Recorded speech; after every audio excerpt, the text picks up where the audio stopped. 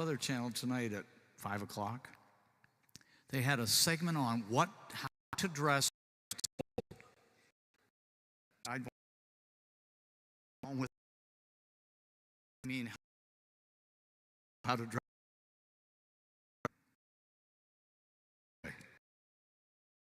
I vented just all right. Give you for the tune the home from the if help razor from information out of camp going to Honduras, and then we'll routine 6. It's a little Friday night. That the 20 offering, or there are. We'll look forward to giving. Right, Pastor, and then he'll.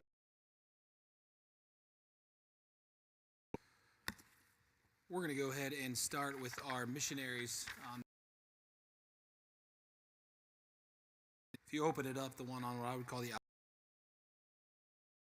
bottom corner. This is our missionary, Anthony Green, and his family. Many of you maybe know this is Paul Green, who comes here. This is his brother. They're planting a church down in Texas. And he mentions actually, which is, I think, obviously the goal and the hope of any church that's being planted, is a family of 4 who came. The husband and wife had been saved. One of them needed to be baptized, and then their 2 children both got saved and baptized. So already seen some free there, which is always a blessing to see. And then he goes on to just mention some of the family blessings that they have and some specific requests that he has. So continue to pray for the Greens down there in Texas as they're planting their church, Sand Hills Baptist Church. And if you go to the backside of this is our missionaries, Obed and Lacey over there in Chad, specifically with the orphan ministry that they have over there. And they asked for several requests through this, but they mentioned all the different things that are kind of happening with some help from their friends, their home church there in Canada, as well as other people coming over to help them with their daily operation of the orphanage there. And then as well, just some of the things that are happening in the church. So if you have some time this week, I encourage you, read those, catch up on them, and then be praying for both of these missionary families. If you look on the front page of our prayer bulletin, our Sunday School and Connect groups of the week. Sunday School is our kindergarten through 2nd grade with Josh and Katie Gardner and Dustin and Tori White. And then our Connect group is our Calvary families. That's with Steve and Teresa Watson. Ministry of the week is our nursery workers. And then our government leader is our mayor, Matt Miller.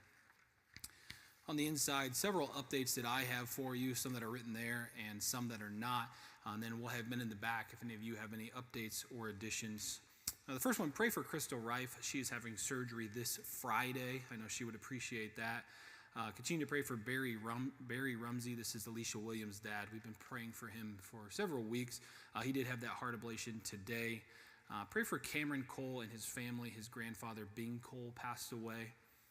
Continue to pray for Brian Boffman. Obviously, Brian was up here. He was leading our music, but he's suffering with that kidney infection. I know he would appreciate it. I mentioned my neighbor last week, Harold Ludwig. He is recovering over in Mansfield in a nursing home. We'll continue to pray for him if you would, recovering from back surgery. If you remember, we talked about Julie Klein a few weeks ago. She was supposed to have surgery at the beginning of this month, and then they canceled it kind of last minute. They went ahead and rescheduled that for Monday, and so they're going to continue on that. So pray for her if you would. Continue to pray for Julie Mosier if you would. She had surgery a week ago yesterday, so she's recovering. And then many of you know Wyatt Brown is still suffering from the aplastic anemia, but he's doing well and he's coming home early. If you'll skip down to cancer requests, pray for Shelly Jones if you would. Many of you probably know Tom and Shelly Jones. They usually sit kind of up here in the front. Shelly plays in our orchestra. She was diagnosed with cancer this last week, so pray for her if you would. Pray for Brad Caseby. He's having skin cancer surgery on his hand on December the 15th. And then we've been mentioning Rhoda Reeves. I mentioned last week she was going into the hospital. She actually stayed in the hospital until today. She got home late this afternoon. Still struggling quite a bit, so pray for her. And then also pray for Larry Latimer. Still has that tumor in his chest. He's been going through chemo once a month. He goes in for 3 days and does those treatments. He's at the infusion center right now trying to get some treatments, and so pray for him if you would. I know he would appreciate it. Before I open it up to the men with the mics, a few updates that I have to give you. Number one, pray for Linda Sauter if you would. She had to go, she said she felt it on Sunday, but she actually went to the ER Monday with some major problems with her AFib that was going on, and her heart rate was spiking. And so she's in the hospital. She's been in since Monday. They're going to do a cardioversion on Friday, so pray for her if you would. While I was at the hospital seeing Linda, I actually ran into Trudy Frames. Many of you that have been here know Jim and Trudy Frames. And Jim actually had a bypass surgery done today. So everything went well. He's in recovery. It seems like it's going well. But continue to pray for Jim Frames. I know tomorrow is actually her night. And it looks like she's not interested. You would just future and what they plan on. So, but we have updates or additions. Rick, if you want to come up here to Kathy, and while he's walking, if anybody else has any, feel free to put your hand up. Steve's in the back; he'll track you down. Go ahead, Kathy. Okay, her name is Rhonda Sexton, Sexton. She fell, broke her back. She's in intensive care. She's got double pneumonia, and she's just not doing well at all. And another, Sarah Young. She's in her early 30s, mother of 3, single. She had an attack they thought was gallbladder, took her to the hospital. They removed her gallbladder. Her liver quit functioning. They moved her to Columbus. While there, they said she should never have had her gallbladder removed. And now they're looking at there's problems with her heart. So she's a mess. Several issues there for sure. So the first one there is Rhonda Sexton with the fell, broken back, and double pneumonia. And then this Sarah Young, young single mom with several issues going on specifically with the heart. Thank you for that, Kathy. Daryl, I knew I was going to forget, but go ahead and give that update if you would. Thank you. Yeah, I have a coworker of mine, his sister. Her name is Lisa Willis. She had breast cancer many years ago, and she's been in remission for 11 years. And they found out probably 3-4 weeks ago that the cancer is back, and sounds like it's in the bone, behind her chest. So please pray for Lisa, please. Certainly. Thank you for that, Daryl. Again, that's Lisa Willis, Willis. Thank you. Go ahead, Orvis. Pray for my wife. She goes in for cataract surgery next Wednesday at 7 a.m. Give the doctor wisdom and steady hands. Certainly. That's Terry Alderman. Adelman. You know how to add? Adelman. I don't know how to add, though, for what it's worth, but cataract surgery. Thank you for that, Orvis. Go ahead, Brian. On the cancer list, you have underneath Larry Latimer, it's Eileen Christus with the pancreatic cancer. She's going through a experimental drug, and she now has mouth sores and sores in her esophagus, and she's in a lot of pain, so she needs lots of prayer. And an update on myself, it is not kidney infection, it is actually a swollen prostate. And so what they did is they've put a catheter in me, and I have to have the catheter for 2 weeks to help shrink that prostate. Okay. Thank you for that, Brian. So both of those updates, the first one there is that Eileen Christus, pain from the side effects of all the treatments, which we hear so much about, and then obviously the update on himself there. So we'll get that changed from the kidney infection over there. So thank you for that, Brian. Thanks for those updates. Any other updates or additions? Please, you can do whatever you want. You're in charge here. Sometimes. Just two things I meant to mention, I forgot. We've been helping Brother Scott Crabtree down in Columbus. He pastors a deaf church there, and we've been helping with their building and so on. It's going real well, but they still have some major financial needs before March. So would you just pray for, do you remember his church name? Is it Life Signs Baptist, or I think Life Signs Baptist maybe? But just if you remember him, his name is Pastor Crabtree, and they just need, again, God's blessing by March and just financial needs. Number two, I was talking with my sister today. Would you pray for my nephew Aaron? He's on there, I think, still. So, of course, he's got the cancer, but he's been battling some wild infections, and they had to shut down all the cancer treatments till this infection stuff gets taken care of. And he's sort of on the last round of major antibiotics, and if it'll clear it up, then on the 26th of December, he can go back up to the Mayo in Jacksonville, Florida, and start looking at cancer treatments again. So that's their prayer, that the infections get healed. If that takes place, then he can get back to the cancer treatment. So if you guys would pray for that, they would appreciate it. All right? Thank you. Thank you for those updates. Any other updates or additions? Anyone at all before we go to the other side? Okay, we'll carry on to the other side. Under general health, no real updates to be made there. Obviously, we say every week with salvation, continue to pray for those men and women who need to accept Christ as their Savior, that they'll see that need. Continue to pray for our shut-ins. Obviously, with coming out of Thanksgiving and going into Christmas, this is the time when many of them need our prayers and our support. And so if you'd like to send any of them cards or call them or do anything, please let me know. We'll get you the information to do that. Continue to pray for our moms-to-be, and then lastly, our men and women who are serving our country, both stateside and abroad. What we'll do is we're going to take the next probably 5 or 6 minutes, pray over these requests specifically. I know there's so many updates to make there, so feel free to pray for those right now. And then I encourage you, take this list home, pray for these people, message them, let them know you're praying for them. Don't forget our missionary families. I know they would appreciate it. And then afterwards, I'll come up and then we will continue on with our Bible study. Thank you all so much.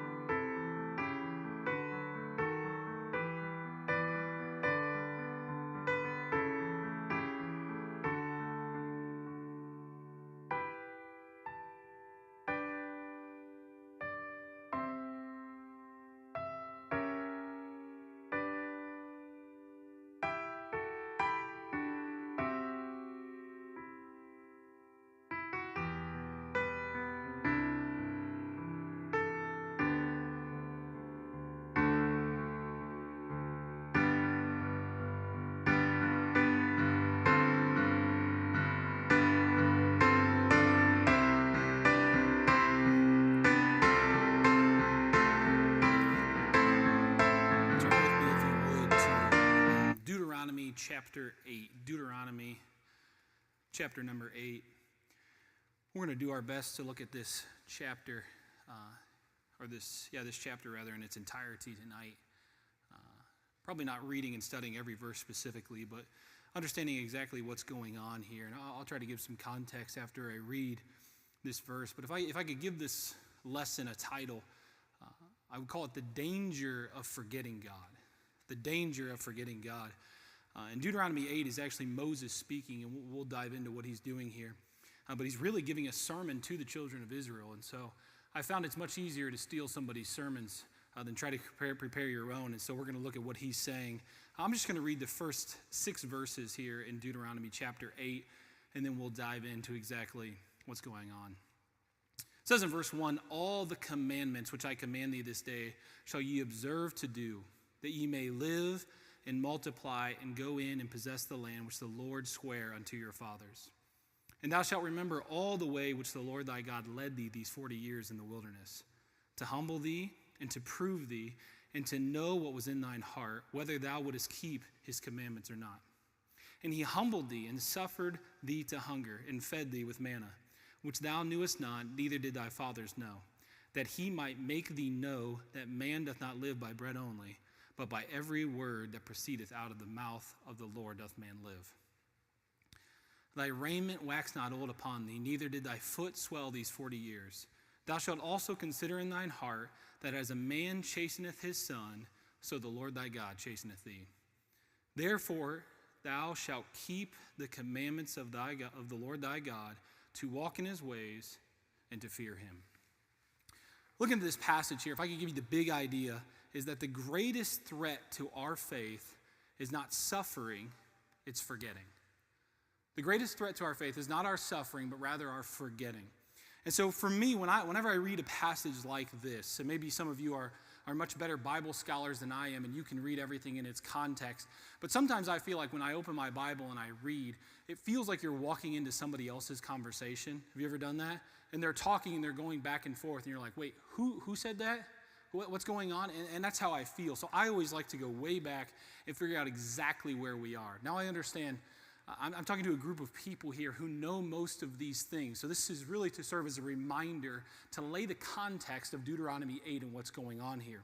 And so if we go back to Genesis 12, and we won't spend a ton of time on this, but we go back to what we call the Abrahamic covenant. Many of you know this. He says in Genesis chapter 12, God tells Abraham, I will make you a great nation. And so from Abraham, we have Isaac and we have Jacob, and then we have obviously Jacob's 12 sons, if you remember the story of Joseph and how he ended up going into Egypt and becoming second in command of all of Egypt. And that leads us to our story, because what happens is that Abraham's family moves to Egypt, and there what happens is they're welcomed originally, and they multiply rapidly, and over time the Egyptians become afraid of them. And so they enslave them and they turn them into slaves, and they are forced into 400 years of labor. And so what happens is the children of Israel, they cry out for help, and God raises up Moses. And then Moses eventually is able to lead them out through the Pharaoh refusing and through the 10 plagues. You guys know these stories. He leads them out. They go to the Red Sea. And at the Red Sea, obviously the parting of the water happens and all of these things take place. This is the Exodus. We know this. And so after the Exodus, Israel is now, they're free, they're alive, and they're headed into the wilderness. Before they get into the wilderness, you understand they stop at Mount Sinai. And obviously Moses goes up into the mountain, and this is where he enters into the covenant. Israel enters into the covenant with God, which we know as the Mosaic covenant we read about in Exodus 6:7. He says, I will be your God, and you will be my people. This is where they receive the 10 commandments, the laws for worship, the laws for justice, and the laws for community life. They are no longer just freed slaves, they are a covenant nation. And so this all takes place of what happens because all this is going on. And then what happens is that after the 10 commandments are given, Moses leads them to what we know as Kadesh Barnea, the entrance to go into the promised land, that God saved them out of Exodus to the promised land. And you guys remember this story. Perhaps you heard it, There were 12 spies that went into Canaan, right? 10 were bad and 2 were good. You guys remember this song? Nobody ever sang this but me. I'm not going to sing it for you. If I had a better voice, I might. And so what happens is those men come out and they say, listen, the land is great, but the enemy is too strong. We cannot do anything about it. We should just go back to Egypt. This is not good. And so what happens is, and God declares in Numbers chapter 14, that everyone 20 years or older will die in the wilderness, other than Caleb and Joshua. They will wander for 40 years, and their children will enter the promised land instead. And so this is the punishment for not trusting God will do what he was going to do. This is not symbolic. This is a full generational death sentence. All of the people who were too afraid to follow God into the promised land are eventually going to pass. And so then for 40 years in the wilderness, God feeds them. He gives them water from rocks. Their clothes don't wear out. Their feet don't swell. He leads them by a cloud of fire. You guys know these stories. But the whole time, the unbelieving generation is slowly dying off. Parents are being buried, and the next generation is growing up under a discipline to follow God. And so by the end of the 40 years, the original rebels are completely gone. Only their children remain, and Joshua and Caleb are the only surviving adults from Egypt. We see this confirmed in Numbers 26 and Deuteronomy 2. And so Deuteronomy 1:2 tells us that God could have led them to that land in 11 days.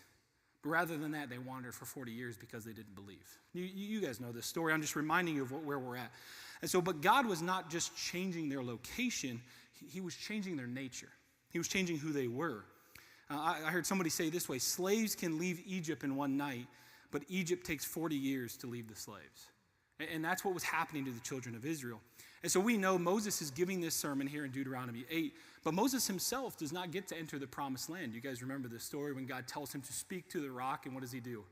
He strikes the rock instead out of anger, and water comes from it. And so God tells him, because of your continued disobedience, you are not going to enter into the promised land as well. And so Deuteronomy here, where we find it, literally means second law. And now it is not intended to mean that it is a new law that they're given, but rather that God is giving Moses this so he can reteach it, he can re-explain it, he can reapply it to this new generation of believers. And so the Abrahamic covenant was unconditional. God promised land, seed, blessing, all the way back in Genesis chapter 12. But the Mosaic covenant that we read about was conditional. Israel's enjoyment of that promised land depended on their obedience. And so Deuteronomy 8 exists at the intersection of promise and responsibility. Why does that matter? Because by the time we reach Deuteronomy 8, Israel is no longer starving in the wilderness.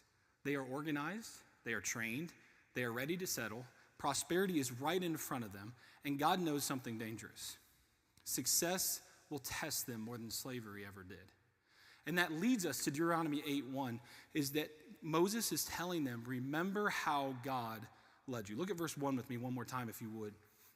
He says, all the commandments which I command thee this day shall ye observe to do, that ye may live and multiply and go in and possess the land which the Lord sware unto your fathers. He's reminding them, this was a promise I made to your fathers, and now you are going to do this. And he tells them, observe to do. The understanding here is this is not just a casual paying attention. This isn't a casual obedience. He's telling them intentionally guarded obedience. That's what you're to do. Do these things carefully and continually, that you may live, that you may possess the land. God had freed them already, and now he's calling them to obey.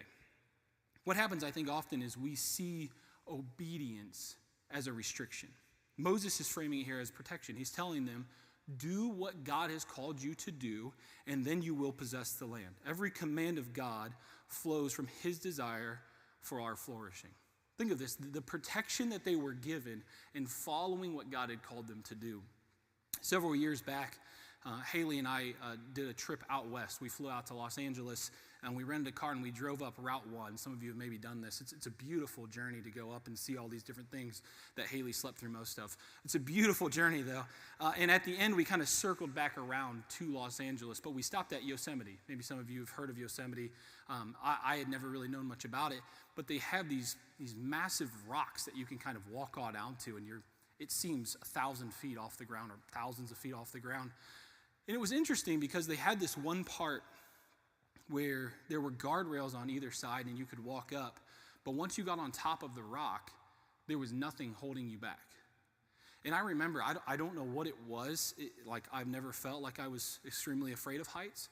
But we got to the top of the stairs where the guardrail ended, and I legitimately, I don't think I could move my legs. Like, I was like, I will not go on this rock. I would rather die than enter the cusp of this thing. And I don't know what happened, but as soon as those restrictions were removed, and I said to Haley, I trip and fall all the time. Who's to say it's not going to happen on top of this rock? I don't want to do this.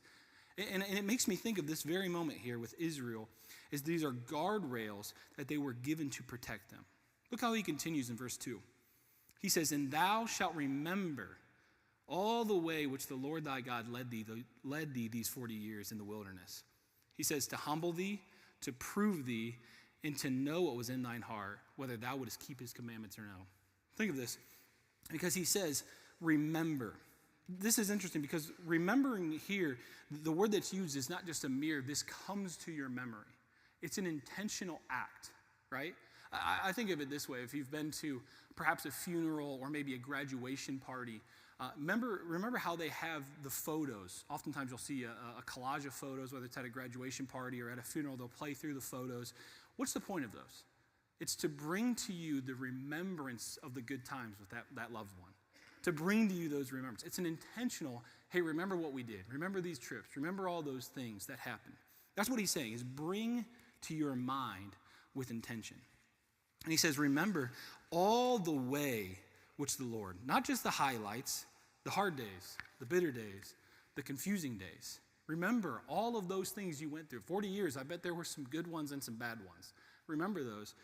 But he doesn't stop there. Remember all the ways the Lord led thee. The Lord guided you carefully. I think the description there is like a shepherd. The Lord led thee. This was not an accidental wandering. It was an intentional leading. The wilderness was not punishment for this generation. It was a preparation for what they were going to be experiencing. And so what he does here in this second part of verse 2 is he lays out what I would call a 3-part school of the wilderness. What did he say there? He says to 40 years in the wilderness, to humble thee, to prove thee, and to know what was in thine heart. Moses is giving these purposes that were supposed to happen. To humble thee, which would be God reduces self-reliance. He's showing them to bend low, to weaken pride, and to break the illusion of control. That's what he's doing. He's humbling these people, but he's not just doing that. He's proving them. He's testing them to expose their true condition. When I think of this, the image that comes to my mind, and some of you maybe have done things like this. When we redid our house several years ago, I ran all new water lines. Ours were just falling apart. And so I did what's called a PEX system. It's a plastic piping that you run all through your house. And so I have a manifold that I can turn these things on and off, and I can supply water to one line at a time. And so as I finished rooms, I would run the water line to it, and I would turn it on. Well, I did not do the drywall myself. Our good friend Jonas Wheatley helped me with that. But my biggest fear was that when I turned that water line on, is that water was going to leak when the drywall was finished. You never want to see water leak after you're done with a project. You want to catch that at the very beginning. And so what you would do is you would run a test, and you would turn all the water on, you give it as much pressure as it's going to get, and you would check. I remember putting napkins and cardboard underneath every fitting that I did because I wanted to know if this is going to leak, I want to know now. To me, that's the idea of what we're getting here, is God is testing them to prove them. He wants to expose their true condition. He's not necessarily doing this to prove that they're great.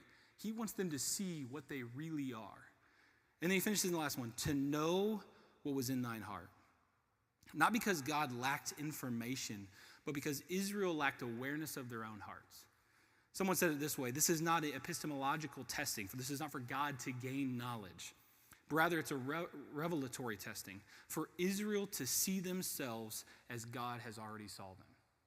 Think of this, when God is putting them through this test, it's not so he can know more about them, it's so they can know more about themselves. And so Moses is teaching this to these people, and he's reminding them of this very fact that who are you and what do you need to do? And then look what he says in verse 3. He continues on with this thought. So he's tested them, and he humbled thee and suffered thee to hunger and fed thee with manna. I'm going to stop there for 1 second because notice, he's trying to prove who they are, and what does he do? He humbles them. He shows them they're nothing in and of themselves. And he used something very simple. He says, and suffered thee to hunger and fed thee with manna, which thou knewest not, neither did thy fathers know, that he might make thee know that man doth not live by bread only, but by every word that proceedeth out of the mouth of the Lord doth man live. He suffered thee to hunger. He purposely allowed lack. He allowed them to suffer. And we see this again in Matthew 4:4. Jesus obviously references back to this passage when he's in the temptation in the wilderness with the devil. And he's telling him, if you're God, if you can do whatever you want, you're fasting for 40 days. Turn those rocks into bread. Just do that. And what does Jesus say? Man cannot live by bread alone, right? And we know this.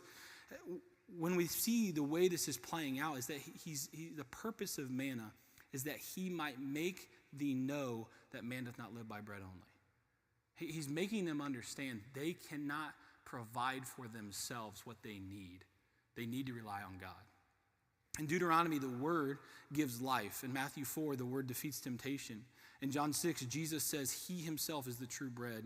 What Israel received temporarily in manna, the church receives permanently in Christ. That's the picture we're looking at. And this idea of God allowed them, first off, to suffer and hunger so that he could feed them. Have you ever been, and I'm sure most of you, if not all of you, have you ever been truly hungry? Have you ever been there? I remember when I was 16, 17, 18 years old, and I was doing construction, pouring concrete. And if you've ever been around that world, it's a rough group of people, to be quite frank with you. Most of them are. And the guys that I worked with did not eat. I don't know why. I don't know what led to this decision that they made, but none of them ever ate. And so we would start at 7 a.m., and we would do a job a lot of times, and at 12, 1, 2 o'clock, we would go to another job and start it. And my first question always was like, when are we going to eat? This is a necessity in our lives, guys. We have to do this. And what I began to rely on was stopping at gas stations and getting gas station hot dogs. Now, if you've not had a gas station hot dog, when you go in and you're not hungry, they will not look appealing. They have been there for more days than you care to know. They're not good, right? But that is the greatest thing I have ever had in my life on the days that I am hungry. Like, I don't know why. It's brown, it's shriveled up, it's nasty, but it's good, right? Because you're starving. You need something, anything. That's the picture that I think we're given here of Israel, is he suffered them to hunger. He allowed them to hunger. Why? Because they needed to know why they needed God. He wanted to show them why they needed him. Look what he says in verse 4. He goes on. He says, thy raiment waxed not old upon thee, neither did thy foot swell these 40 years.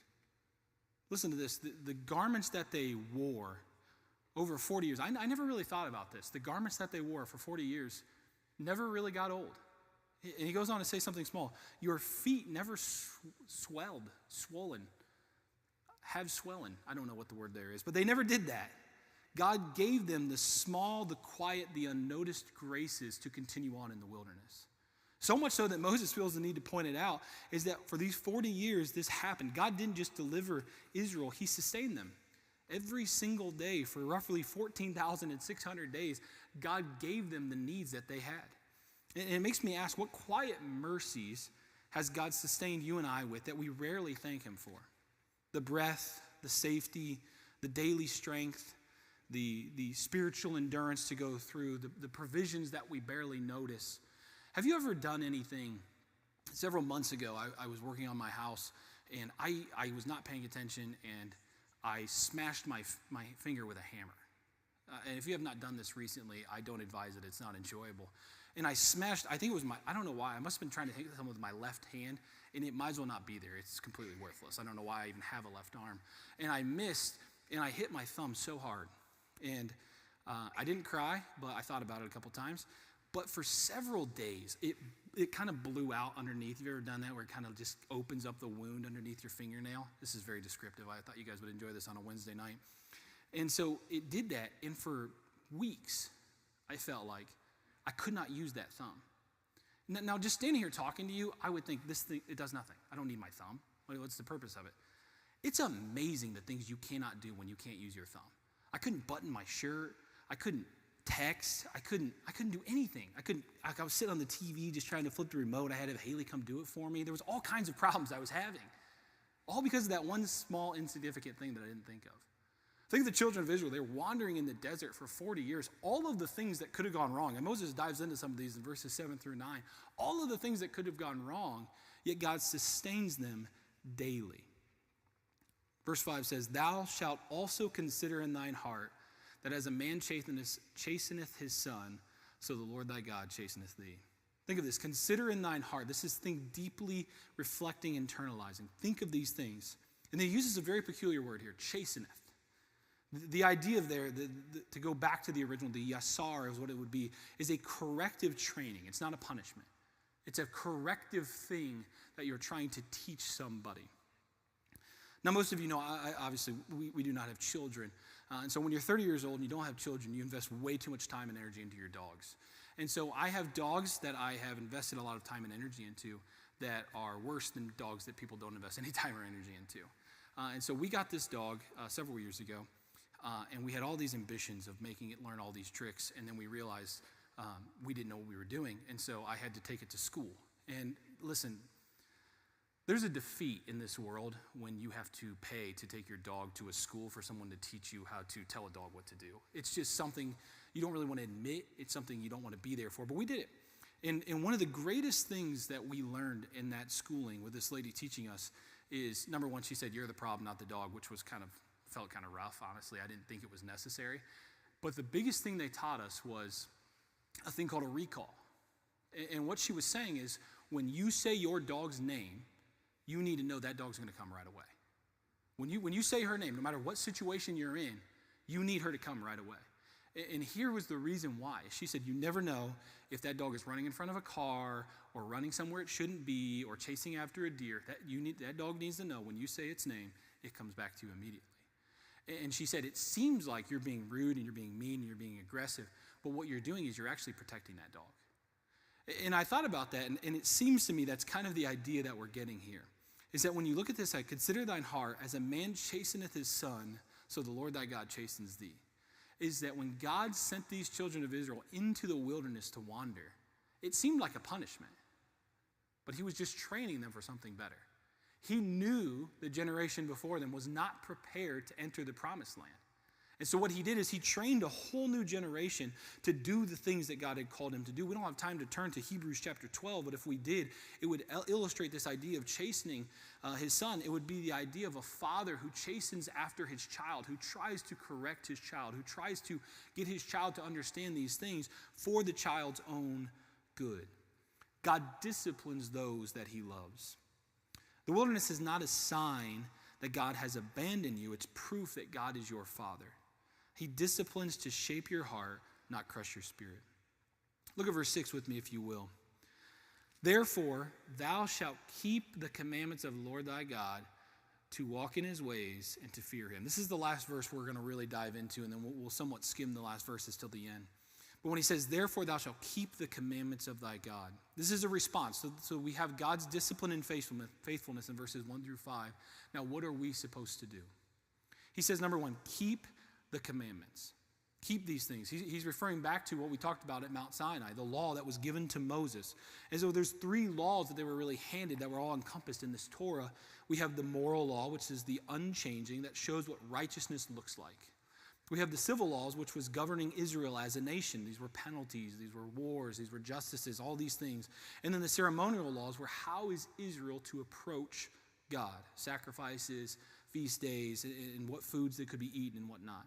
So he's giving them, keep the commandments, know the things that I've told you to do. But look what he says in the second part. He says, walk in his ways.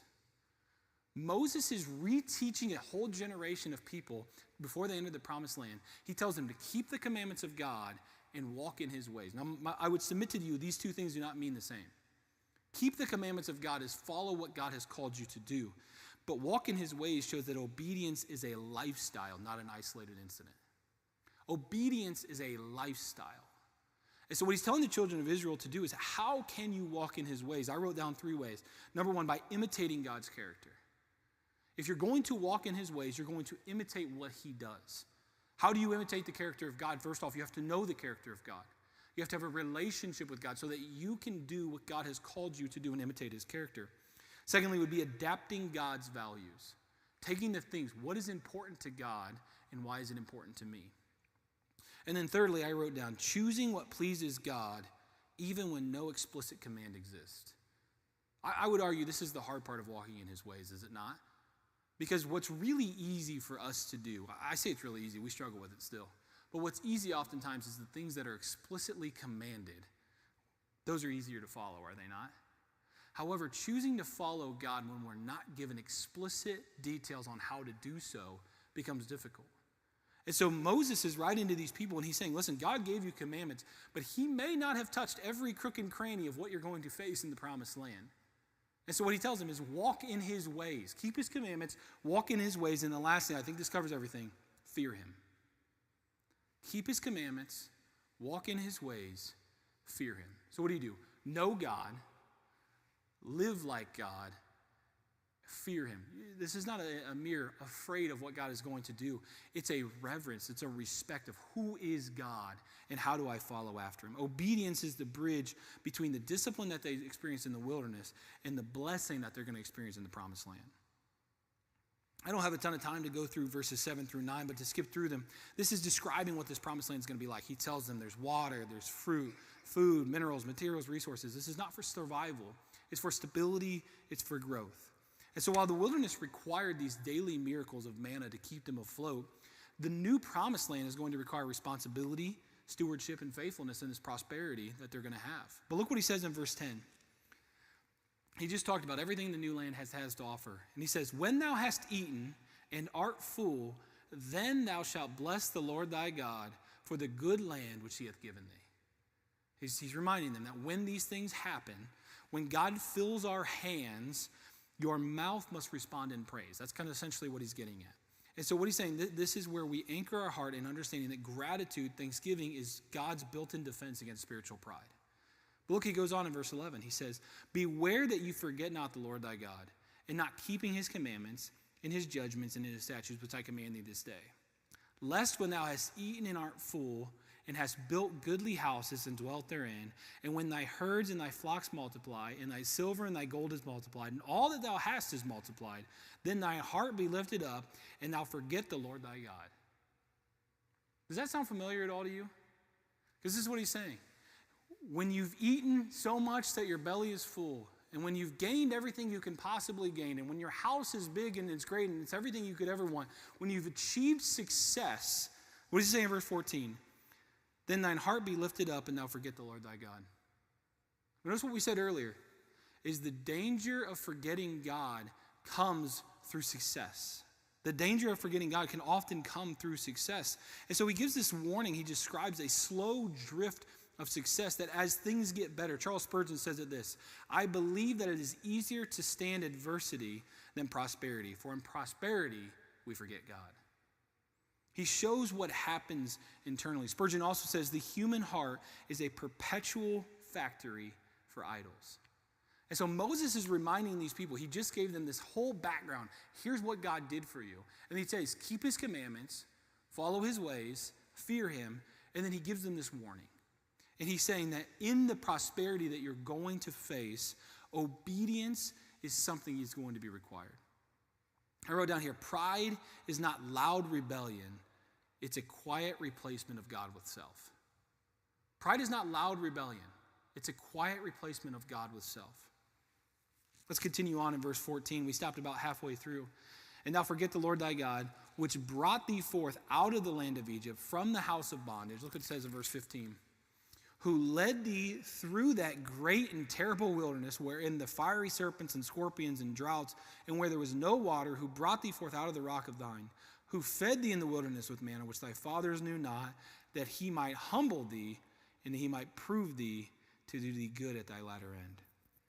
To humble thee and to prove thee. To humble thee and prove thee. Look what he says in verse 17. He says, and thou saying in thine heart, my power and the might of mine hand hath gotten me this wealth.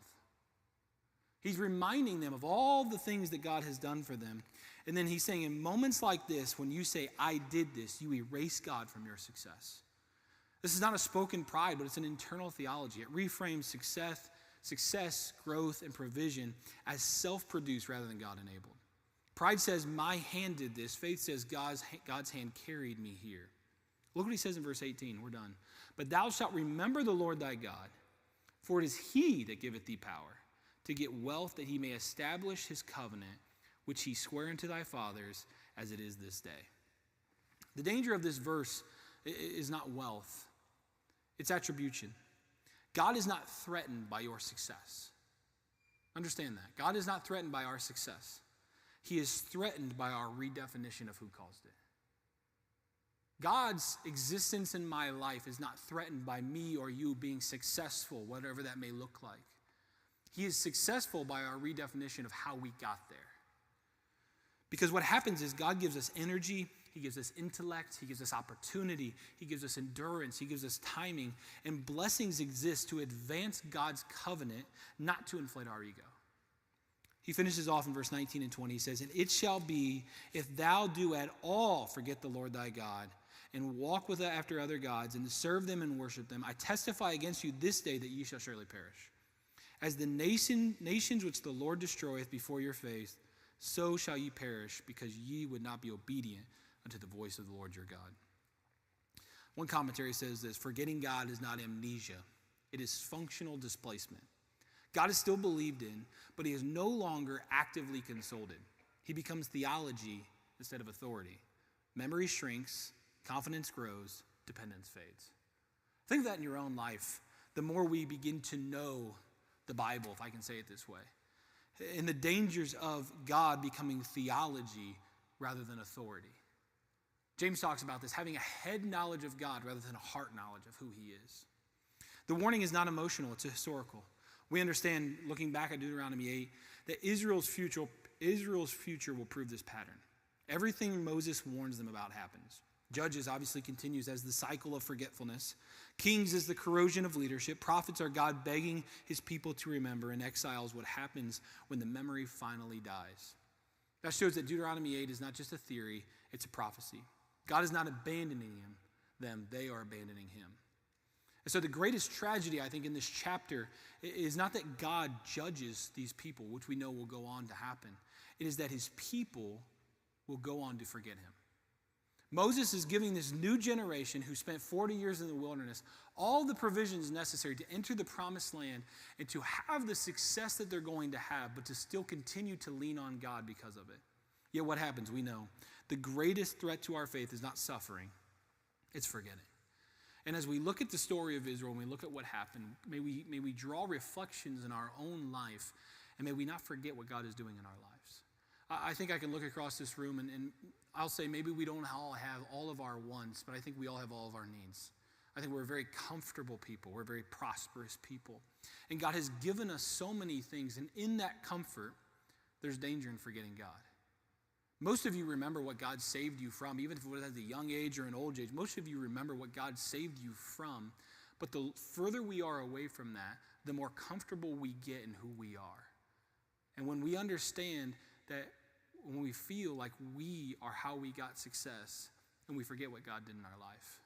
May we take this warning to the children of Israel that we know they neglected and went on to fail. May we take that as a warning in our own hearts to go on and not forget who God is. Let's pray. Dear Heavenly Father, we thank you just for the opportunity, Lord, to be here tonight on this snowy, poor weather evening, Lord. I pray that you would just be with us as we leave.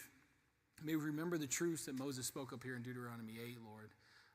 Obviously, this was words that you gave him for the children of Israel as they entered the promised land, but words that we can still take and apply to our lives today. Lord, may we not be in danger of forgetting what you've done in our lives, especially during this holiday Christmas season, Lord. We have so many things going on, and it's so easy to think that we are the reason that we got to certain places. Lord, I pray that we not forget who you are and what you've done in our lives. Lord, I pray that you give safety and travels to everyone as they head home, Lord. I pray that you would just give your blessing and benediction to each of these people. We pray these things in Jesus' name. Amen. Thank you all. You are dismissed.